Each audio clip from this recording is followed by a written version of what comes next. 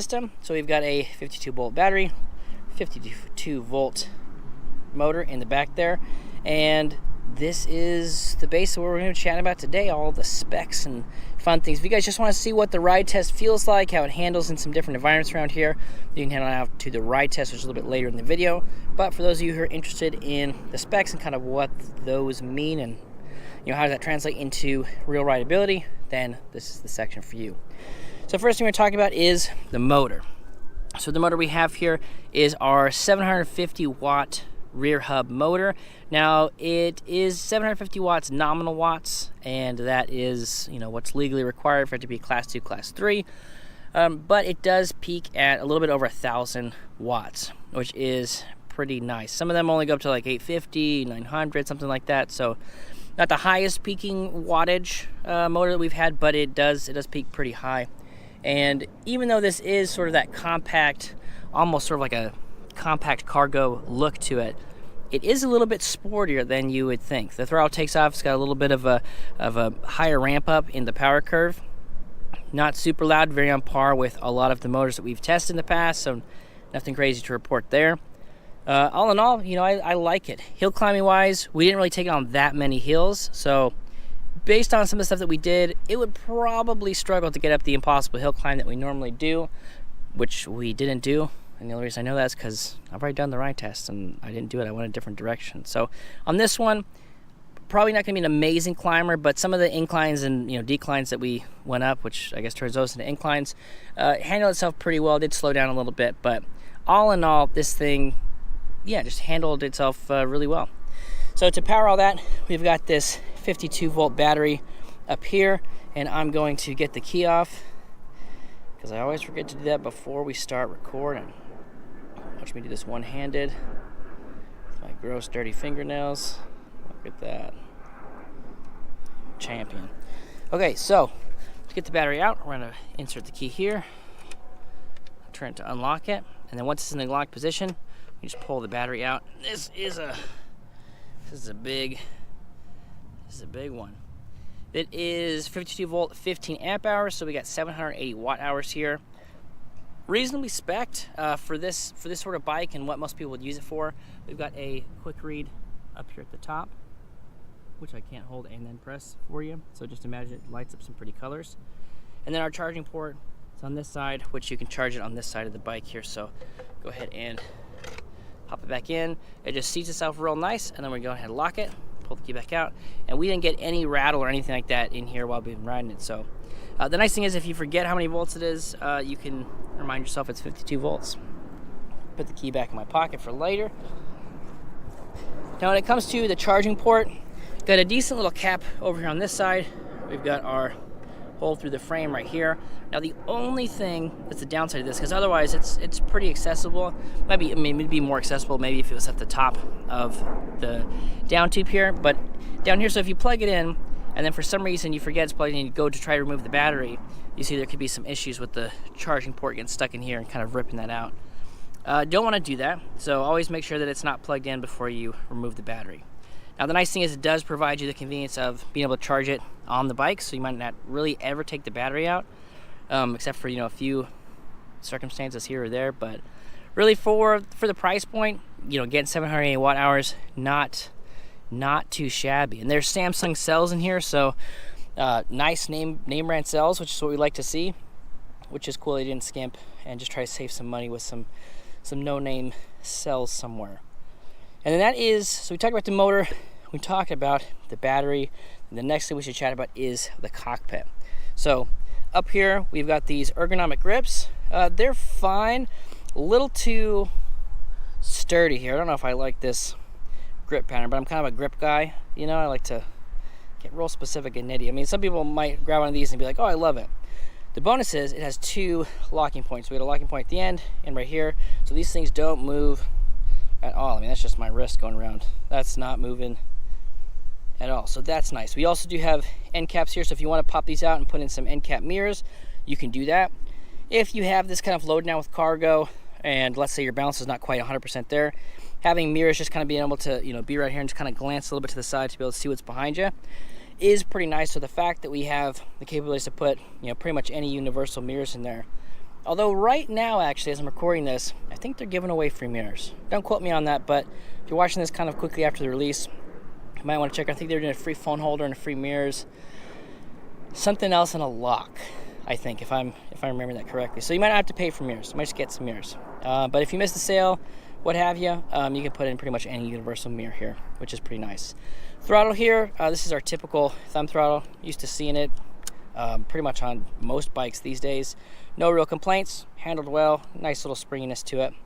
And then here, this is actually the button for the light. So at first I thought it was the horn. I was pressing it and I'm like, oh, the horn's broken.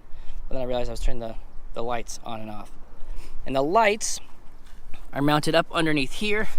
Now it's kind of an interesting light. I haven't seen one like this. I mean, it's got a little bit of a heat sink to it, and it's got a little caution hot sticker on there. So this thing must be pretty bright. Haven't ridden it at night yet, but I might have to do that. Maybe I'll leave a comment in here somewhere saying how bright it was when I was riding at night. And if I'm not lazy, maybe I'll take the camera, get a little clip. I don't know if this is just a note to me or a note to you, but yeah. We'll see if we can knock that out. And then just right underneath here, over here, we do have these plastic fenders. Now, I'm a bigger fan of plastic fenders just because, down here in Houston, it's very humid, so we get, if you get a ding or something on there, rust is something that might happen. But these ones are a little bit flimsy, so that's kind of a con, but also they're super light, so kind of a pro. Probably is a wash. You still get some really good coverage here. I've been riding around in the dirt, and there's not even, can't even see anything on this frame as far as dirt or grime or anything like that. So they're doing a good job. Now, I haven't seen these particular ones before, but I think I'm a fan. I think I like them. And then let's get back to the cockpit before I get carried away just moving over somewhere else. So we can go ahead and turn it on using the power button here. Trying to see if you can see that. See if I can move this into the shade. See if that doesn't help us a little bit. It's also, polarized. So when I look at it without my glasses, it looks normal. And then if I look at it with my glasses, it looks like what I think it looks like on the GoPro. So that looks kind of funky, but in reality, it looks perfectly normal. Nice, crisp, grayscale LCD here. Shows us our battery percentage, our pedal assist level, and then how fast we're going in our trip. So you can cycle through the odometer here, 33,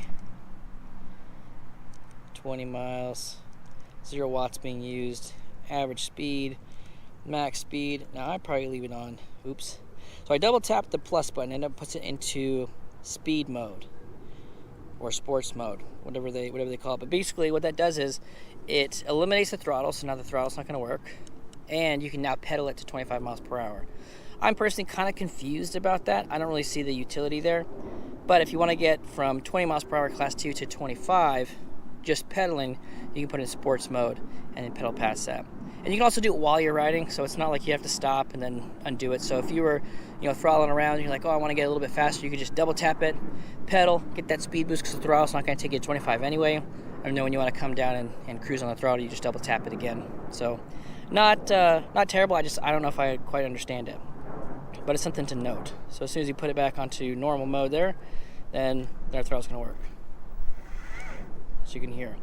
So yeah, not really a bad display. It looks, like I said, I'm looking at it through the GoPro. It looks super funky, like some sort of 70s commercial or music video, but it doesn't look like that. I don't know if that's the ND filter I got on my GoPro or not, but yeah, it looks normal. So like the pictures, it looks like the pictures. We've got these BMX bars here, which are pretty dope. Nice, long, I don't know if these are probably like 9-inch risers here, and they have to be, right? So I've got the saddle right about there. Now, you might notice just real quick while we're down here that the saddle is kind of touching the back side of the bag. This is just where it is for me. If you want to get underneath that, all you have to do is loosen the seat. You can bring it down a little bit and then it slides back in there. So you can get it all the way to the lowest spot with the basket. I also think you can mount the basket further back. I kind of chose to do it a little bit further. So this isn't a con, this is just how I have it set up. And like I said, you can adjust it so you can get the, there's probably like an inch gap, half-inch gap in there where you couldn't have the saddle for, that perfect pedal geometry. But like I said, if you scoot it back all the way, that wouldn't even be an issue. And I think my saddle is also, no, I guess it is kind of in the middle-ish there. Anyway, so with the handlebars, the reason I was saying 9 inches, you pretty much need 9 inches, is because that's a good pedal geometry for me, and my hands are still coming down a little bit. So if these were, even higher, or if the stem kind of just, came up a little bit more, that might make it a little bit more of a comfortable ride. But if I, say, brought the handlebars back a little bit, which you could do, that might make it a little bit more ergonomic for me to hold on to it as well. So a lot of these things that I mentioned are pretty much just the way I had it set up. There's different adjustments that you can make. It's just the way I wanted to set it up. These are some of the things that I've noticed.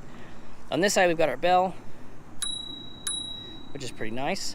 For one of these, just sort of like cheaper plastic bells. Does have a nice ring to it, and yeah, it's got a nice little springiness here, which I think is just plastic, which is interesting. Then we've got our shifter down here. This is a trigger shifter, or it's a thumb and pointer finger shifter, so you actually shift pushing forward this way and then pulling back this side. A little bit less convenient, especially because I got the brakes here. So I got the brakes, and then I have to, like, if I was trying to brake and shift, which I don't know if I would ever do that, but there's just not a whole lot of room in here to kind of get my fingers in and shift it. So if this was more like a SRAM or a different type of Shimano setup where both of the triggers were like here and here, and they were both thumb presses, that might be a little bit more convenient here. Now, speaking of the brakes, these are Wesun hydraulic brakes. They do have motor cutoff inhibitors in them, so that's a huge plus for us. And the only things that I've noticed so far, because honestly, like, they stop the bike really well. I can skid, and you guys know I love skidding, so I've been skidding. The only thing about these brakes is that it feels like you have to put a little bit more hand pressure, and it's not like it's like out of fluid where it kind of comes back here. Like, this is it's a good stopping. Like, this is kind of fully pressed, but it feels like you gotta kind of really press down that last little bit, which is interesting. With some of the other hydraulic brakes, I don't know if I've noticed that quite as much, but they work really well. Like I said, they're stopping the bike exactly how you'd want hydraulic brakes to stop it. We've got bigger rotors than they probably needed to put on here, so we've got 180 millimeter. Like I said, probably could have gotten away with 160, but it is cool that they went with the larger 180s. And so, yeah, like I said, brakes work really well. Now, with these particular tires, not a lot of off-road tread, but they are a really cool street tire. These are the Kenda Cursor 20 inches, so they're 20 by 3 inch tires, which, as you guys know, 3 inches is pretty much my favorite size tire for the most part. You get all the benefits of kind of having a bigger, wider tire, but it has a lot more of a traditional bike feel than an actual 4-inch tire does. So I like these ones. These are pretty cool. I think it's my first time actually using the Cursors, if I'm remembering every bike I've ever reviewed correctly, and I like them. They're cool. They're great street tires.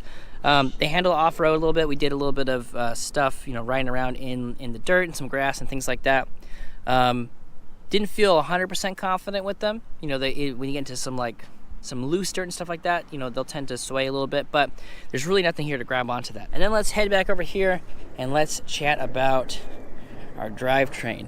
So we've got our Pro Wheel cranks here, and these bigger, thicker pedals, they're pretty light, so I don't know exactly what they're made out of, but they are a little bit wider and have a couple of little grip points here that you can see, which is kind of cool for me. I like them a little bit wider, a little bit grippier, and so yeah, I'm kind of a fan of these ones. Not too shabby.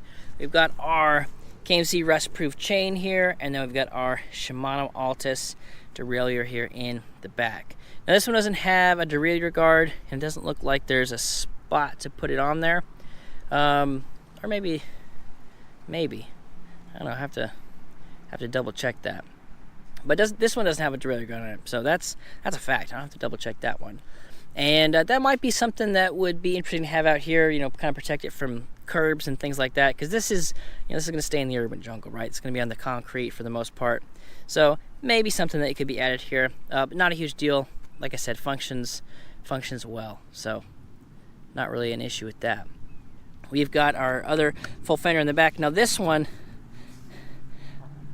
it feels thicker than the front one. I'm not sure if that's true or not, or it's just mounted in a couple more points, but it feels a little bit sturdier in the back. And again, plenty of coverage on these tires.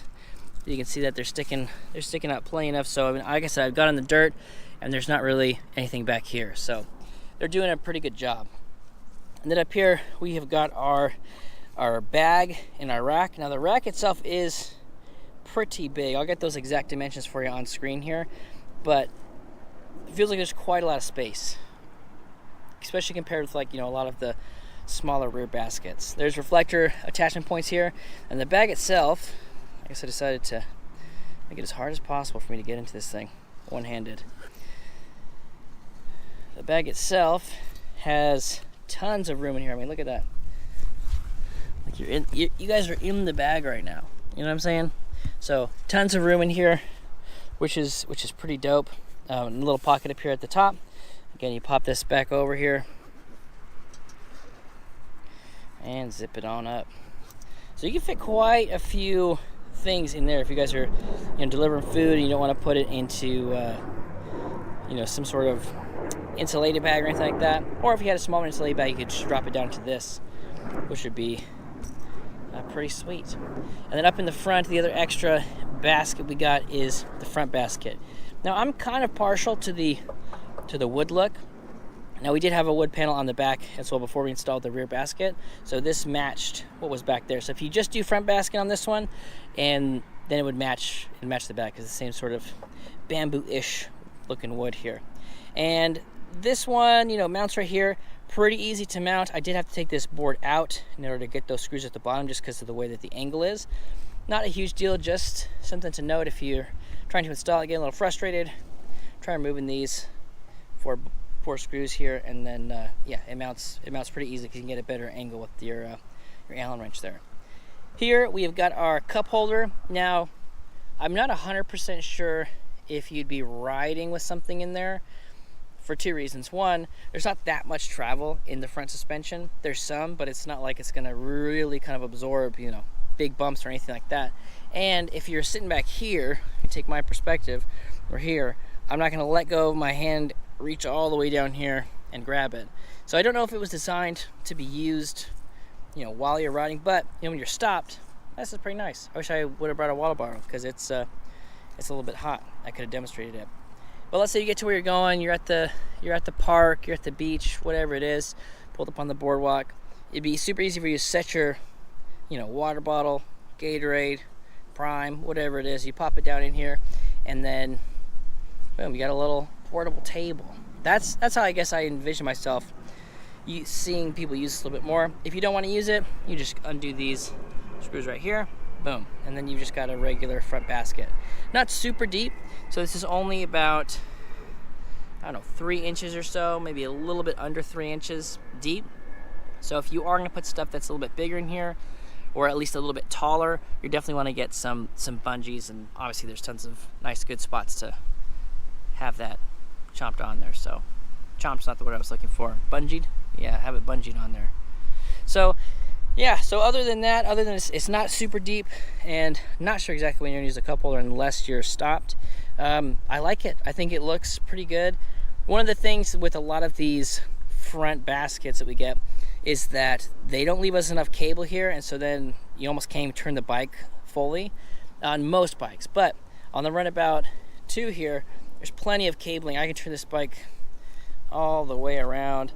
Doesn't really get caught up in here at all, so it's not like it's getting caught and has a chance to get caught on something. The way they designed that aspect of it means that you can really actually utilize the front basket, which a lot of people don't. Or they get a front basket and they get on their bike, and then they don't have enough cabling to turn the bike fully, so like, well, for safety reasons I can't even use it, so it just sits in their garage and gathers dust. It's nice that we can use it on here, right? Plenty of cabling, plenty of space. That part works really well. Now we've talked about the motor, we talked about the battery, we talked about the brakes, some of the extras and stuff.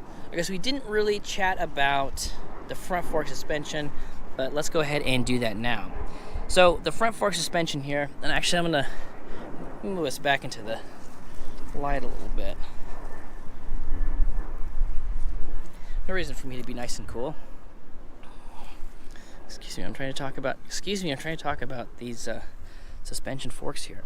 So the suspension forks here, there's no adjustments. So up at the top we usually have our lockout and preload adjustments on the tops here of the stanchions, but we do not. So no adjustments here, but having front fork suspension period makes this a more pleasant bike to ride. You add front suspension on anything, it's going to be a little bit more fun to ride.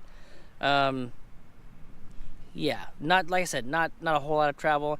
Maybe 80 millimeters. No, maybe 40, 50. Somewhere in between 50 and 80 millimeters, I'd say. I haven't measured it, and I'm not sure what they say online, but just based on my experience, it doesn't feel like a full 80, but somewhere in between there. Maybe 60. Let's call it 60. We'll just say it's 60. All right, just between you and me, we'll call it 60. So that's the front fork suspension. No rear suspension. This is a hardtail, and we don't have any other suspension to talk about in the back. Some things that I would look to upgrade on this bike if I was going to be keeping it long term, for me, would be the first thing I would do is probably add a seat post suspension. So you get a Connect or a Suntour or something like that. You could get a nice little seat post suspension. That's going to give you a little bit more of a cushy ride. So that paired with the little bit of travel you get in the front, that would make it a little bit more cush. You know what I'm saying? So that would be something I would upgrade. And other than that, not really a whole lot, I think, to upgrade. This is something that we'd be making our ride a little bit more cush, as I had mentioned. Maybe for me, I'd swap out the grips. Like I said, wasn't a super huge fan of these ones, but my hands are a little bit sore moving a bunch of stuff over into an e-bike store recently, so my hands are a little tender. So maybe that's what it was. But I think even then, I just didn't like the way that these kind of catch in the meaty part of your palm here. Grips are a super easy thing to switch out. So if you wanted to do that, $15-20, get yourself some decent grips with some locking points on here. You can swap these out, create an accent color, swap out the pedals. There's lots of really cool, easy ways that you can make a bike your own. And so grips for me, usually the first thing I swap out. But other than that, so we say we add seat post suspension, different grips, but that's just for me. I think the bike is pretty solid, especially for the price point, sitting around that $1,600. This is something that if you spent the money on it, you'd be like, okay, this seems like a fair exchange of value. Now there's similar bikes. If you go up a couple $100 more, you could find similar bikes that have this frame style to it. But people's budget, that's a real thing. So if $1,600 is kind of like, hey, I need to get what I can get for that point, I don't think you'd be disappointed with this, especially if you want to go and upgrade to the seat post suspension. But then we just blew your budget, so maybe save up for that. But add that, maybe swap out the grips, test these ones out, see if you like them. But if not, you can always get new grips. But yeah, other than that, I don't really know what else I have to say about it. I think I have enjoyed it. I know I've enjoyed it, riding it around.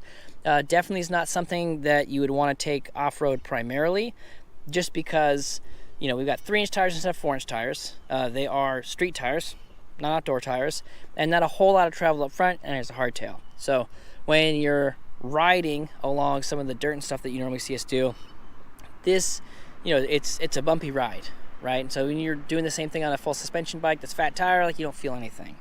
Not to say that adding the seat post suspension would kind of fix your worries. It would make it a little bit less jarring for you, but the whole bike itself, I think, would still vibrate and move a little bit more because we don't have so much travel in front to just absorb a lot of that. Also, the tires could be a little bit lower. I think I've got them closer to the max, so there's probably I believe there's a 20 pound difference in PSI, so you could let a little bit of air out. That would also help cushion the ride a little bit. I'm riding them a little bit tight because I really just kind of planned on riding on the concrete for the most part. So yeah, guys, those are my thoughts on the Runabout Point 2 from Revy Bikes. If you guys have any questions, let me know down in the comments. Otherwise, let's gear up for a ride test. All right, guys, we are here for the ride test on the Runabout 2. Go ahead and let's put in pedal assist level 1. Let's see what we can do here. Now I'm going to use the throttle. I'll actually just put in pedal assist level 0. Throttle doesn't work. It's a nice safety thing here. This looks like it would be a horn, but it's actually going to be our front light. So in case you're wondering why I'm not using the horn, we don't have one. So put it in pedal assist level 1. Go ahead and use the throttle. We'll kick up this way. Pretty zippy out the gate with the with the throttle here, which is kind of nice. And the throttle is going to take us to 20 miles per hour, even in pedal assist level 1, which for us is a bonus. Sometimes the pedal assist levels will dictate how fast the throttle goes, but we'd prefer to have full access to the power. You know, that way if you're, you know, cruising around in a lower level assist level and then, you know, you see a situation where you need to punch it or something like that, you can do that or you get to that top speed of 20 miles per hour with the throttle here. So if I let that go and I go start pedaling, it's not really going to pick up yet because we're going faster than that. Put in pedal to level 3, 4.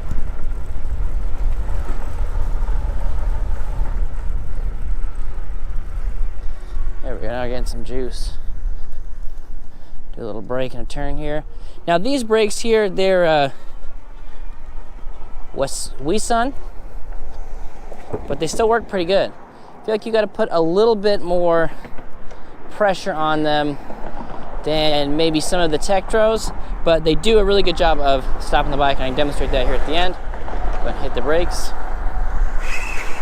Easily skid the tires on this one. Now we're taking it off-road, kind of right at the gate. This is not necessarily designed for off-roading or more of a tumultuous terrain here, but that's what we're doing with it. And we do have that front fork suspension. Not any adjustments or anything we can do on there, so you're kind of stuck with whatever the ride feels like.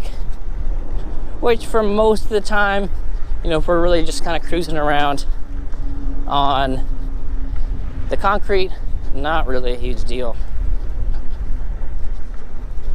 Now, as far as pedal geometry goes, I feel like it's a pretty decent pedal geometry for me. I probably would want the seat to be up just a little bit higher. But at that point, I feel like my hands would be down a little bit. So I'm probably splitting the difference here on having sort of where I would want my arms ideally to be and where I would want my legs ideally to be. And because it has, you know, pedal assist to help out, it's not really that huge of a deal if you don't have the right pedal geometry.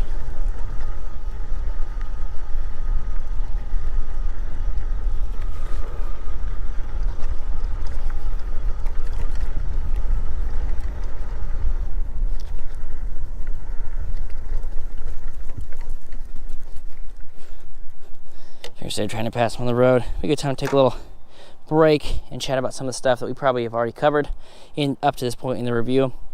Now, one of the things I like is a really big back rack here, and you get this, you know, this fairly big duffel-like bag that can go in the back. You carry quite a few things here, which would be pretty cool for a lot of people. And then up in the front, you know, we've got our front rack, which you guys have probably seen most of the time we're riding, with a nice little cup holder here. Now, there's probably some situations where that wouldn't be ideal. You know, you could bounce out or something like that. But if you were going slow and just cruising around some of those very smooth, you know, you could probably use that. Or maybe get some little bungee cord or something like that to keep your bottles in there. And that was our front and rear rack brake, brought to you by Revy Bikes, sponsored by Revy Bikes, in partnership with Revy Bikes. Sometimes you gotta do that, guys. You know, instead of worrying about cutting around people, and you just say, hey, it's a good time to talk about something. A little skidding? Okay, all right, I see you. I see you. And now we're back to its main environment, which is gonna be the smooth surfaces here. Now let's go ahead and do a speed test. Put in a pedal assist level 5.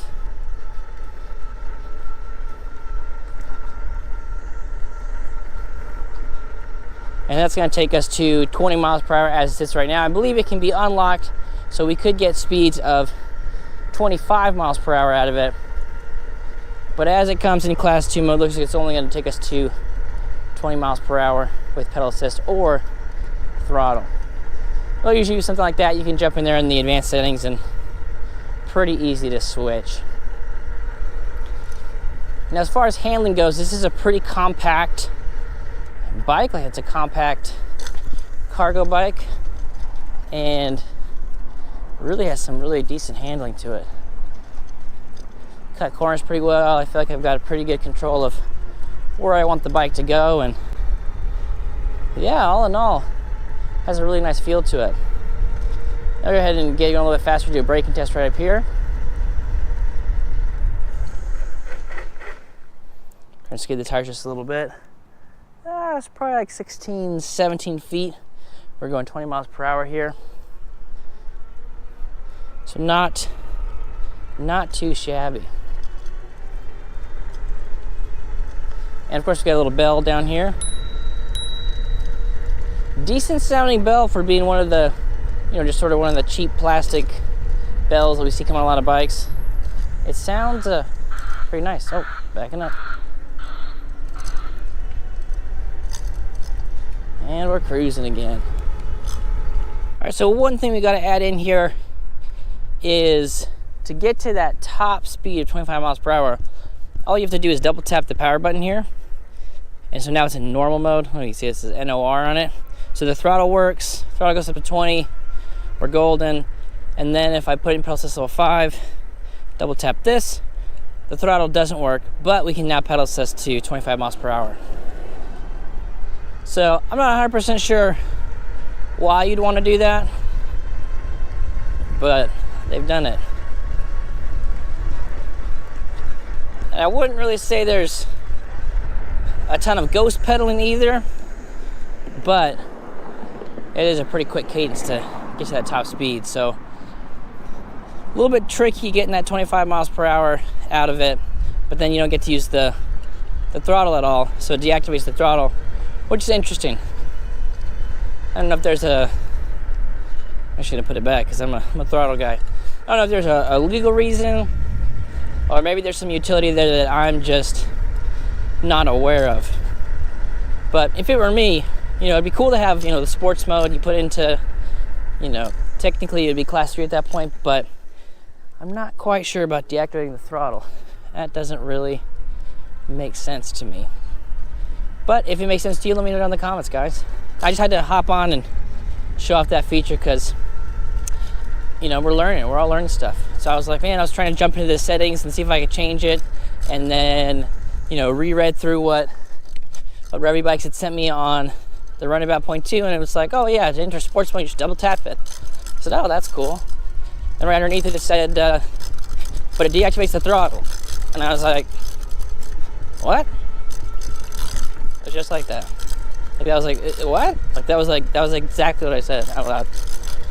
All right, guys, that's gonna do it for our speed test mode. So let's get back to the ride test. This has a similar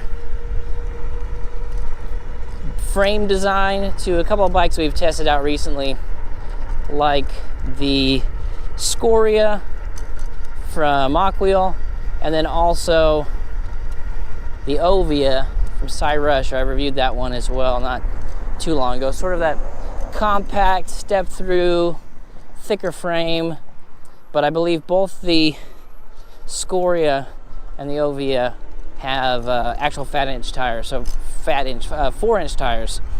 Now, if I'm being honest, 3 inches is probably my favorite 95% of the time, because I think you still get a lot of the benefits of it being a fat tire, but then you get the road feel or the ride feel of it being it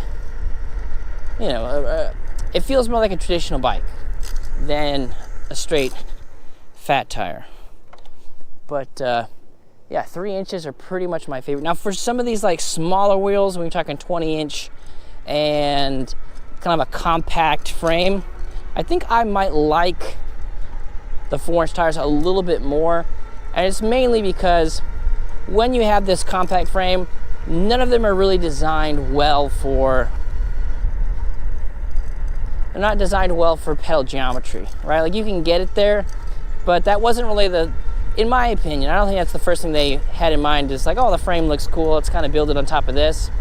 And so those compact frames in general, I mean, you look at Super 73, Zoos, and there are exceptions to the rule, but there are a lot of them that have a really cool, compact design, but pedal geometry just kind of wasn't taken into consideration with a lot of those, which is fine because, hey, I don't like to pedal. Look at me, I'm in throttling around most of this time, mixing a couple kicks here and there, but for the most part, I like to throttle around.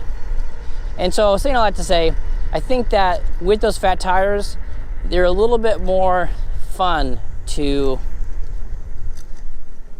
kind of cruise around on throttle only, because it feels a bit more like a moped, kind of has that style to it.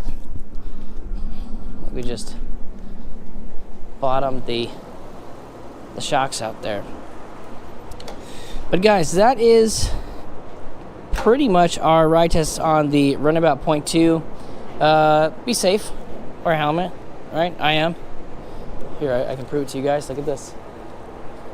Heard that unclasping? Oh, look at that. He's wearing a helmet. A Retrospec. It's an off-brand 1000, guys. And yeah, so like I said, that's pretty much going to do it for our ride test. We talked, mainly about the feel and just sort of how the ride test is. Before you watch this, timeline-wise, we're going to go over all the specs and talk about the 52-volt system here, some of the cool attachments that you see here that come extra, like the rear rack, the bag, the front basket, and yeah, guys, I appreciate you hanging out with me, and we'll catch you on the next one.